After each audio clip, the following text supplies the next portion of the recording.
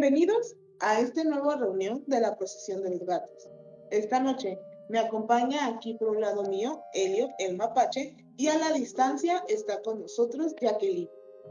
Buenas noches amigos, buenas noches a todos, a mis compañeras, y pues yo soy Elio Morales, mejor conocido como el mapache, y pues esta noche tenemos un capítulo de un tema muy interesante, bastante interesante diría yo, que ha tenido durante décadas a la gente pendiente de pues qué pasó en este caso tan interesante. Hola, buenas noches, yo soy Jacqueline y pues siento que este es un capítulo pues especial, ya que pues nos vamos a estar viendo, es la primera vez que nos van a conocer y nos van a ver, y pues la verdad el tema de hoy es un capítulo muy bueno, a mí me interesa mucho, es algo que sí, como comenta mi compañero, a todas las personas nos ha tenido pues intrigados por muchísimos años. Pues para comenzar el mes de octubre, no solamente iniciamos con los temas que tienen que ver con todo esto que está relacionado con el Halloween, sino que también iniciamos con un capítulo donde por primera vez nos miran, no solamente nos escuchan, esta vez nos están conociendo y pues estamos muy contentos y emocionados de que esto sea así. Así es, estamos contentos, emocionados de que pues por primera vez nos están conociendo ya los rostros, no solamente nuestras voces. Y pues también estamos contentos por el hecho de que pues afortunadamente ya tenemos nuestro primer patrocinador, que es International Massage by Patty Reyes, donde nos prestaron hasta las instalaciones para hacer este capítulo, el primero ya con video para todos ustedes. Y también estamos muy contentos por el hecho de que nuestro crew está creciendo. Tenemos a Juan Emiliano para que nos tenga aquí. Él es el que nos va a hacer el favor de editar nuestros videos, y sobre todo estén muy al pendiente porque lo tendremos aquí próximamente con nosotros, porque él tiene unas historias bastante interesantes que contarnos, y pues sinceramente es una persona que sabe mucho de este tipo de casos. Sí, tenemos hoy también, aparte de que nos están viendo por primera vez, pues también tenemos producción. Pero no sé si ya les gustaría que comenzara con el tema. Claro que sí. Por favor. El día de hoy traigo un tema que pues combina tanto lo que es con la brujería como crimen real y como espionaje. Pues para comenzar el tema, pues nos tenemos que preguntar, como el nombre de nuestro episodio, ¿quién puso a Bella en el árbol de la bruja? Y esta es una pregunta que desde hace 80 años que no tiene respuesta. Y es que imagínense que un domingo de abril de 1943, 4 niños decidieron ir a buscar huevos a un bosquecito que les quedaba cerca de su casa. Y ellos eran Robert Hart, Thomas Willett, eran Bob Farmer y eran Fred Pine. Si no pronuncio bien los nombres, pues una disculpa porque están en inglés y pues no los alcanzo a pronunciar del todo bien. Y sobre todo inglés británico, que es mucho más difícil. Estos niños decidieron un día ir a buscar huevos en los nidos en el bosque. Y ya era tarde, ellos pensaron que pues ya no iban a encontrar nada, que ya la búsqueda pues no había dado frutos, cuando se topan con un árbol de unas características muy peculiares. No sé si ustedes conocen lo que es un olmo. Yo sí, definitivamente sí conozco los olmos. Es un árbol. Sí, es un árbol bastante peculiar. Es un árbol, digamos, que tiene como que un tronco bastante grueso, y sobre todo lo que llama la atención es que tiene muchísimas ramas así como que entrelazadas. Sinceramente no me parece un árbol muy bonito que digamos, pero pues esa es más o menos la fisonomía del árbol. Ahí de donde somos hay. Yo aquí no he visto. Tal vez el clima de aquí no favorece para el crecimiento de ese tipo de árboles, pero sí los he visto y sí los conozco. O sea, por imágenes, sino como que lo tenemos identificado. Y es efectivamente un árbol con un tronco muy grande, y ese en específico, el que encontraron los niños, pues ya era viejo, estaba seco, y tenía unas ramas que salían hacia el cielo, y que estaban todas entrelazadas. Entonces ellos pensaron que era el lugar idóneo para encontrar lo que son nidos y huevos de pajaritos. Y estaban ahí como que entre se animaban o no se animaban a ir, a ir al árbol, porque en ese bosque era conocido ese árbol como el árbol de la bruja, ya que se contaba que allí en ese bosque tenía la fama de tener aquelarres, de tener hadas malvadas y de que había como que ese folclore de las brujas. Entonces, quieran o no, pues sentían como que el miedito de acercarse al árbol. Al final, Tom Farmer fue el que se animó a ir al árbol y lo trepó. Una vez que ya estaba arriba del árbol, pues por su sorpresa se encontró un hueco, una cavidad dentro del tronco del árbol. Y la curiosidad de un niño hizo que se asomara a ver qué había y cuál fue su sorpresa, que algo blanco le regresaba la mirada de adentro. Él tomó una de las ramas del árbol para pues tratar de tocar lo que había, porque él pensó en un principio que lo que había encontrado era el cráneo de un animal, pero en realidad era el cráneo de una persona. Cuando ya lo tomó entre sus manos, descubrió que tenía todavía mechones de cabello y que la dentadura estaba completa y que era la de un humano. Él volvió a poner el cráneo en la cavidad del árbol y salieron corriendo los niños de ahí, pues aterrados y presas del pánico. Y tomemos en cuenta que, por ejemplo, en esas épocas, en los años 40, si mal no lo recuerdo, pues los niños obviamente no eran como los niños de ahora que tienen una tablet o una consola de videojuegos con la que se entretengan. Entonces para ellos era como que más común el hecho de ir a un bosque a buscar en qué entretenerse, a buscar nidos de pájaros, de conejos, etc. Entonces pues al estar buscando, imagínate, si te encuentran una osamenta humana, digo, pues obviamente fue una impresión, supongo, brutal para los niños en el momento. Pero aún así, los niños prometieron que no iban a contar nada, que no le iban a decir nada a nadie, porque el donde estaban era propiedad privada. Entonces ya les habían advertido por todo el folclore que se vivía alrededor del bosque sobre las brujas y porque era propiedad privada que no fueran. Entonces tenían como que ese miedo de que los fueran a regañar. Ellos se fueron a su casa, prometieron no decir nada, pero el más chico de todos, cabe pues resaltar que los niños tenían entre 12 y 15 años al momento de que esto pasó, y el más chico de todos pues no aguantó, y al final terminó diciéndoles a sus papás, porque todas las noches él era acosado por unas pesadillas que tenía después de lo que pasó.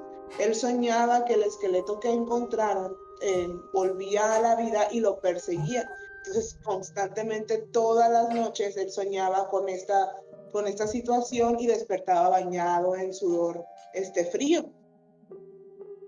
Sí, de hecho, imagínate la impresión de un niño de 12 años al encontrar una osamenta en un árbol. Digo, pues obviamente sería algo que pues te dejaría marcado prácticamente de por vida, ¿no?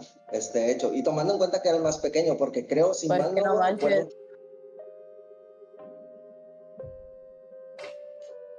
Sí, es que pues sí era un niño bastante pequeño. Imagínate, sobre todo tú, ya que eres bastante, digamos que miedosa para este tipo de detalles. Es que es lo que te iba a decir. Imagínate si yo, que tengo la edad que tengo, me entrara en pánico y quisiera ir a contarle a alguien porque no pudiera con la impresión. Ahora imagínate un niño de 12 años. Sí, definitivamente sería algo bastante impresionante, pues sobre todo para ellos. Entonces, y lo que recuerdo yo de esta historia, porque recuerdo que hace tiempo la estuve investigando y ahorita me están llegando como que flashbacks de lo que investigué en aquel momento. Creo que el mayor de ellos fue el que trepó al árbol, ¿no? Como que para hacer un poco alarde entre sus compañeros de yo aquí soy el más fuerte, el más hábil, y él fue el que terminó trepando y encontrando esta osamenta. Creo que fue el mayor, ¿no? Creo que sí. De hecho, no tengo el dato de cuál. Y entonces él quiso compartirlo con todos y que todos lo vieran. Pues sí, obviamente les dijo a los demás y pues el más pequeño fue digamos que el más impresionado. De hecho, el más impresionado fue Bob Farmer, que fue quien encontró pues la osamenta, porque se supone que él no sobrevivió a la impresión que le causó el hecho de haber encontrado los restos de esta persona. Sí, pues O sea, se murió de la impresión. O sea, la impresión de Pobrecito, no manches. La policía encontró en el lugar un esqueleto casi completo, un vestido muy sencillo, o los restos de un vestido muy sencillo. Encontró un anillo de oro, que en realidad ellos decían que era un anillo muy barato. Este anillo estaba en la mano izquierda. ¿Y por qué dije que encontró un esqueleto casi completo? Porque hacía falta la mano derecha de esta osamenta. También encontraron un chalequito tejido que le cubría los hombros y un zapato. Dentro del árbol habían sido prendidas 5 velas que se habían dejado consumir. Los O sea, que era un ritual. Tiene tinte ritualístico. No saben exactamente qué fue, pero pues por todo el folclore que había en la zona, pues una de las principales teorías de qué fue lo que pasó es que pudo haber sido un ritual. Y ahorita más adelante voy a explicar cómo se entrelaza todo lo que encontraron con el hecho de que pueda ser un ritual. Los restos Más que fueron nada estudiados por las velas, ¿no? por las velas y por otra cosa. Hay otra cosa, ahí hay una pieza perdida que también tiene que ver con el hecho de que sea un ritual. El doctor James Webster era un forense bastante famoso en esa época, que de hecho era comparado hasta con Sherlock Holmes, y él fue el que pudo estudiar por la primera vez estos restos y hizo descubrimientos muy importantes. Dijo que era una mujer que tenía aproximadamente 35 años, que medía 1,70 aproximadamente y que había tenido por lo menos un hijo. También, gracias a la ropa que habían encontrado ya en un muy mal estado, él pudo hacer un boceto de cómo es que de que estaba vestida la persona al momento de su deceso. Sí, de hecho sí recuerdo haber visto el boceto ese, la vez que me tocó investigar este caso. Sí, de hecho vamos a tratar ahí de poner la imagen del boceto de cómo ella iba vestida. Y aquí es donde empieza lo peculiar. Si recuerdan, les dije que el esqueleto estaba casi completo porque hacía falta la mano derecha. Y según en sus investigaciones, la mano derecha había sido cortada por una sierra, había sido cercenada con una sierra. También dijo que al momento de meter a la mujer al árbol, esta estaba agonizando o acababa de fallecer.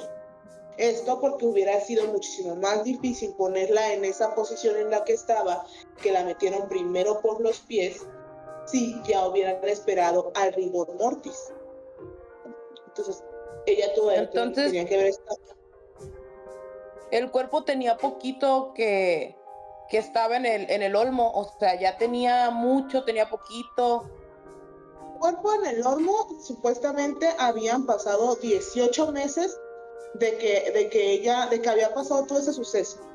18 meses, o sea, año y medio tenía el cuerpo allí. Pero al momento de que la metieron. Sí, al momento de que entonces lo que comenta el doctor este forense es que al momento de que la ingresaron en el tronco del olmo, esta persona acababa de ser desvivida, no tenía mucho tiempo. Tuvo que haber sido minutos después o tuvo que estar todavía agonizante para que pudiera meterla al hoyo en el que estaba. Y que la metieron primero de los pies para que quedara como parada en el hueco. Sí, quedó como si estuviera de pie dentro del árbol. Y que tuvo que haber sido al menos 2 personas quienes estuvieron involucrados en todo eso. Al principio de todo esto, pues los detectives pensaron que iba a ser muy sencillo dar con quién era esta persona, porque tenía una dentadura muy particular, tenía los dientes chuecos. Entonces, ellos dijeron, pues es fácil de ver quién es, porque vamos a decirle a todos los dentistas de la zona que nos apoyen, pues tratando de investigar si alguien tiene algún registro que haya tratado a esta persona y así dar con la identidad. También buscaron en los registros de personas desaparecidas, si había alguna que pues concordara con las cualidades o las características que tenía más bien los restos que encontraron. Pero hay que poner un poquito de contexto, que en ese tiempo estaba ocurriendo un conflicto bélico muy importante en el mundo que había hecho que en Inglaterra, el lugar donde está pasando todo este suceso, pues hubiera muchísimas personas desaparecidas. Entonces se complicaba más encontrarla. Su mayor esperanza eran los dentistas, pero la respuesta que tuvieron de los dentistas fue nula. Ninguno tenía registro de haber tratado a una persona así. Sí, de hecho lo que yo recuerdo es que, o sea, tenía una dentadura demasiado particular, los dientes bastante chuecos, digamos. Entonces, aparte al momento de que este forense la revisó, había tenido una extracción dental hecha por un profesional. Okay. Entonces, eso fue lo que los llevó a investigar con los dentistas de la zona, a ver si ellos la conocían, la habían conocido, tenían un registro de quién era. Pero pues al parecer ninguno tenía registro de nada. De hecho, la única pista con la que se quedaron fue la de una llamada que hicieron dos hombres en 1941, más o menos la fecha en la que sucedió todo este caso, donde decía que habían escuchado gritar a alguien dentro del bosque de Hanley Woods, como se llama el bosque, que ellos estaban pasando y que escucharon a alguien gritar, hicieron el llamado a la policía, pero hasta allí quedó el reporte. De hecho, a ver, dime. Entonces, ella no era de ahí, o sea, ningún dentista encontró nada, o sea, nadie respondió, entonces no era de Inglaterra.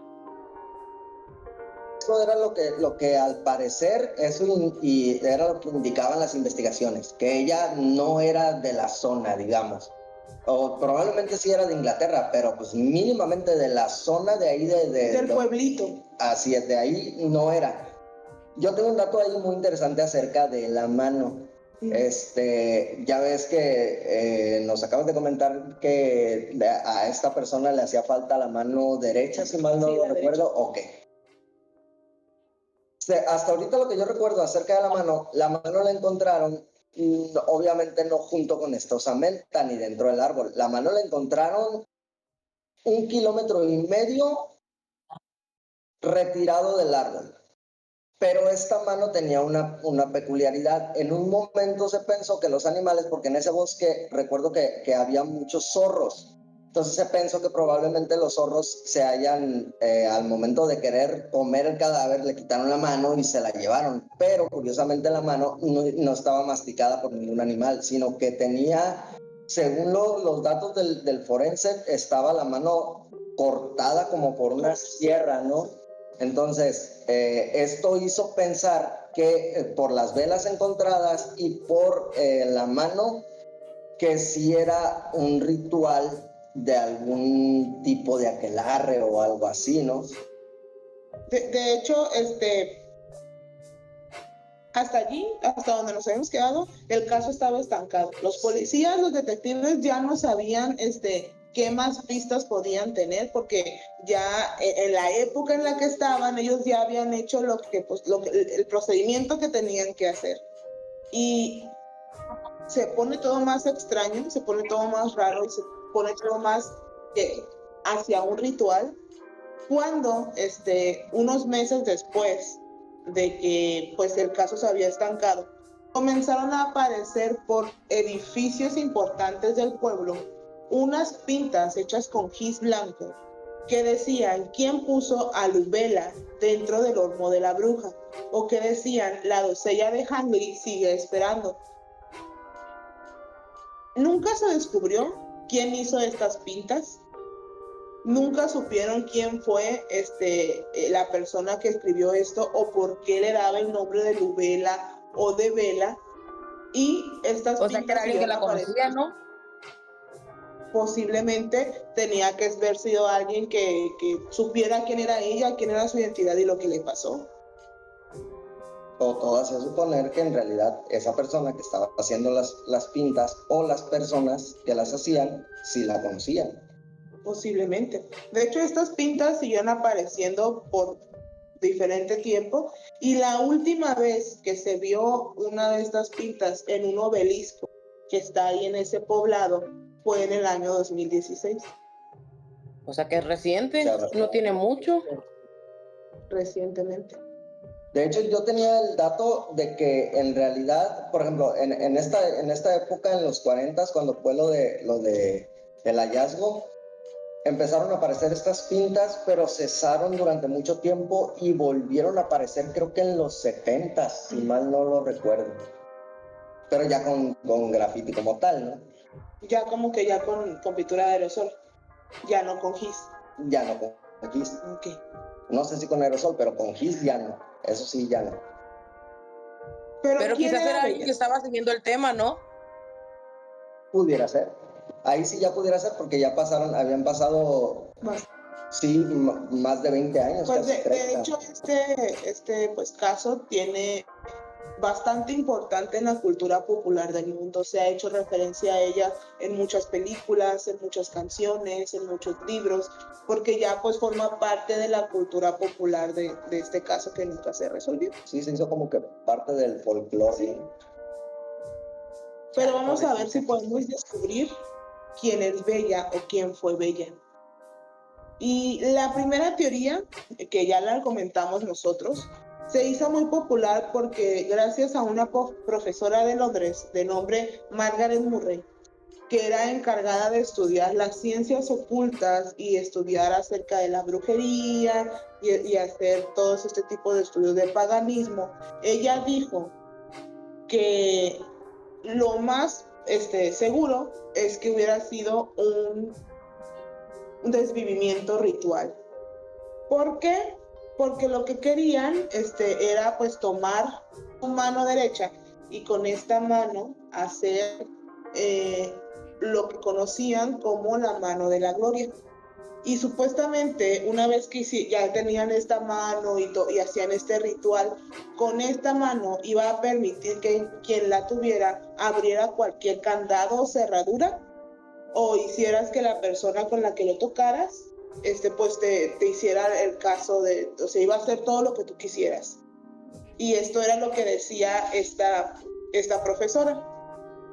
Muy famosa en esa época porque 2 años después del descubrimiento de la osamenta en el Olmo, también estuvo involucrada en otro caso donde también todo apuntaba, o su principal teoría era de que había sido un desvivimiento por brujería. De hecho, en lo que viene siendo el caso o el tema de la mano de la gloria, en ese momento me causó como que algo de lógica por el hecho de que en realidad sí había como tú lo comentaste, digamos un ritual donde sí efectivamente necesitaban una mano, pero el detalle es que en este ritual la mano tenía que ser de una persona, de un ladrón, creo, un ladrón que estuviera condenado al desvivimiento. Entonces, al momento de este ladrón, ya que lo desvivían, en ese momento se le quitaba la mano, y esta mano se utilizaba, por ejemplo, le ponían mechones del cabello de la persona que habían desvivido, para que en los dedos, estos serían como que la mecha.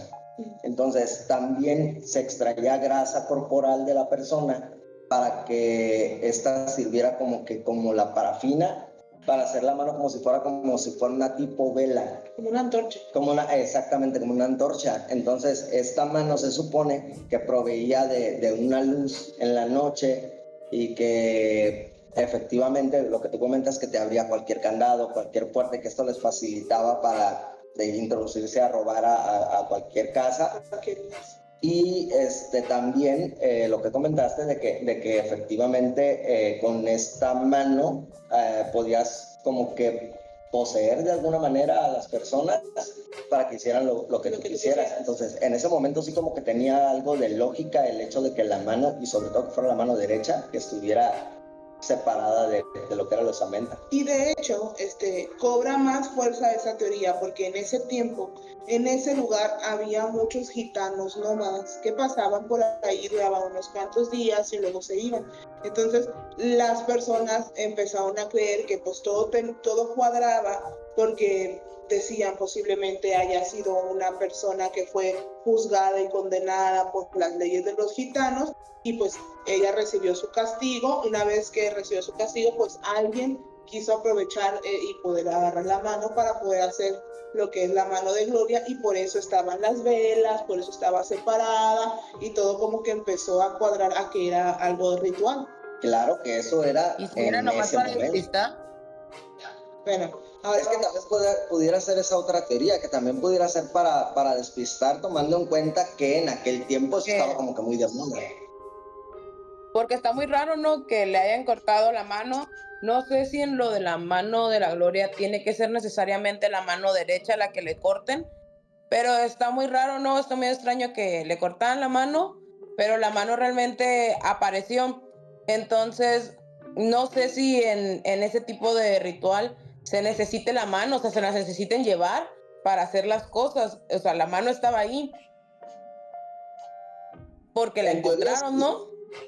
Sí, efectivamente encontraron la mano, pero supongamos que, bueno, en aquel tiempo, supongamos que eres un investigador, policía o sheriff de aquel momento, en aquel pueblo, pero digamos que encuentras la osamenta y la mano a 1,5 kilómetros separado. Entonces la lógica te indica que pudo haber sido un ritual que quedó inconcluso. O no sabemos si el ritual tenía como paso dejarlo cerca algún tiempo de la persona, o sea, porque nomás pasó 1 año y medio. Capaz que el ritual era dejarla es que 2 años ahí sí y después pudo haber sido un ritual.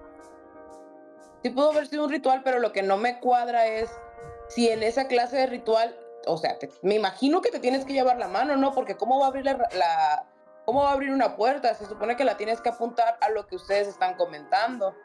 Entonces, para mí me hace más ruido que fue alguien que lo hizo para despistar, como para llevar a la investigación a otro lado y no ser como un sospechoso.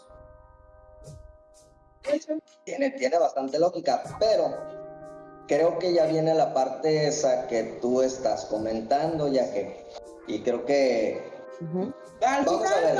Sí, vamos a ver. Que tú estás comentando, porque 10 años después del descubrimiento de la osamenta, en 1953, una carta enviada a un periodista y firmada por alguien que se hacía llamar Anna Claverly decía que ella sabía quién era esta mujer y decía que su nombre era Clarabella Donker y que era una espía alemana que fue enviada en 1940 a la zona para que la investigara para poder hacer un despliegue paracaidista, que estaba enamorada de otro agente alemán infiltrado, pero que en cierto punto ella cambió de bando, ya no quiso seguir haciendo el trabajo de los paracaídas, y pues que pues vino una orden de más arriba de que tenían que pues deshacerse de ella.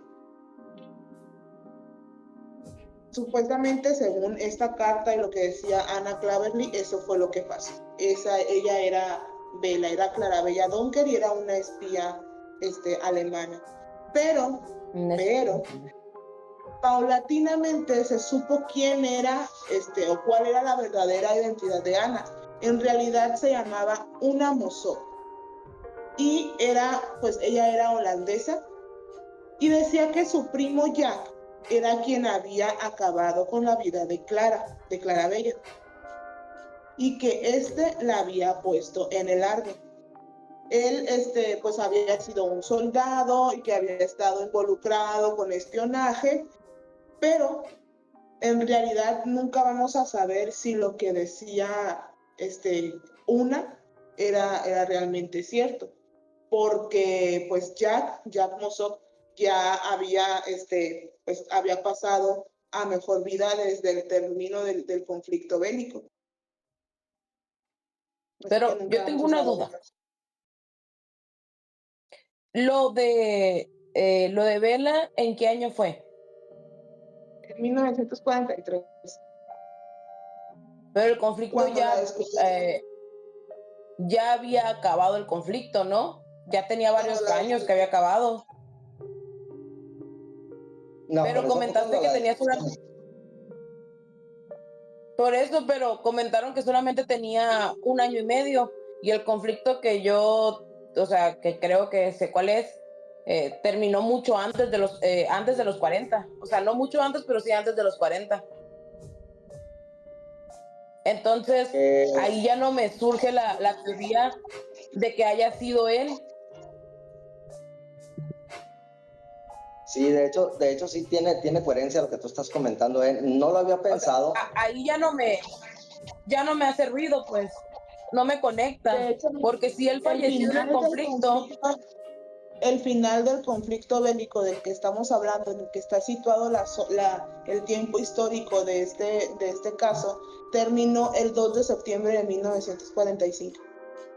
Lo cual quiere decir que estamos todavía dentro de la época del conflicto, efectivamente. Ahora, hablando del primo de una Mossad, yo recuerdo que había una parte en la investigación donde decían que este primo, junto con otra persona, habían emborrachado, en este caso sería la víctima, que sería Bella o Clarabella, y a esta persona la embriagaron y la subieron a un vehículo y curiosamente los detuvo un policía, y este policía, al observar a la pasajera que venía en el asiento de atrás, él pensó que en realidad estaba interrumpiendo un momento íntimo entre ellos y los dejó ir. Aparte porque iban vestidos de militares. Así es, como iban vestidos de militares, pues obviamente no pensó mal de ellos, pues. Entonces los dejó ir y al tiempecito fue cuando encontraron la osamenta de esta persona ya desvivida.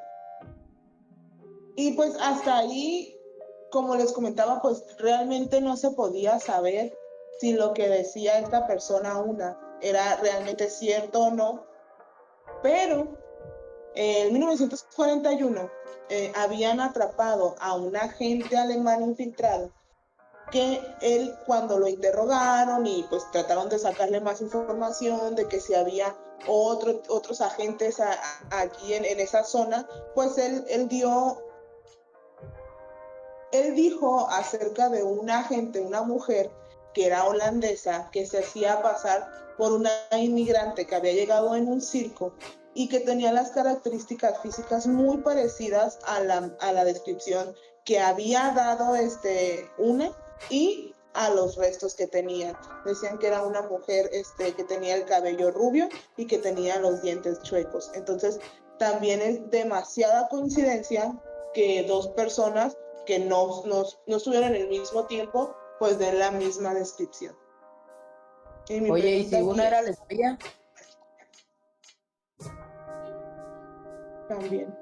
Es que o sea, lo interesa. Sí, dime. O sea, se puede ver como que dijo ella, voy a allá callar este caso, escribo una carta describiendo pero ¿y si ella era la espía y lo hizo para pasar ella desapercibida? O sea, me refiero a que escogieron a alguien similar. Pero ya había acabado el conflicto, o sea, ya no había problema, pues, no sé si me explico. Pues según yo siempre hubo problemas, ¿no? O sea, según yo después del conflicto y ya que encontraron a espías y cosas así, había problemas, o sea, o era cárcel o era muerte. Sí, de hecho sí, pero es que es lo que me parece interesante del tema que en realidad digamos que hay muchas vertientes donde nos podemos ir. Entonces, desde el lado de espionaje, desde el lado político, desde el lado bélico, hasta el lado paranormal en realidad, pues es lo interesante de este caso. Sí, porque no vamos a saber si realmente era una espía que hicieron pasar por bruja para, como decía, no, pues en un principio en un principio, Jacqueline, que dijiste a lo mejor hicieron todo eso para despistar, pues posiblemente si ellos sabían cuál era el folclore del lugar, si ellos sabían que allí ya había leyendas de brujas, ya había leyendas de aquelarres, posiblemente hicieron lo de poner las velas, lo de separar la mano y todo como para despistar y que efectivamente la investigación se fuera por el lado de que es un ritual. Sí, de hecho esa teoría no la había pensado, no se me había ocurrido, pero está buena, ya que en realidad tiene bastante lógica el hecho de que hayan hecho pasar todo esto como para despistar, digamos, y pues que no fueran las investigaciones hacia el lado que en realidad debería de haber ido.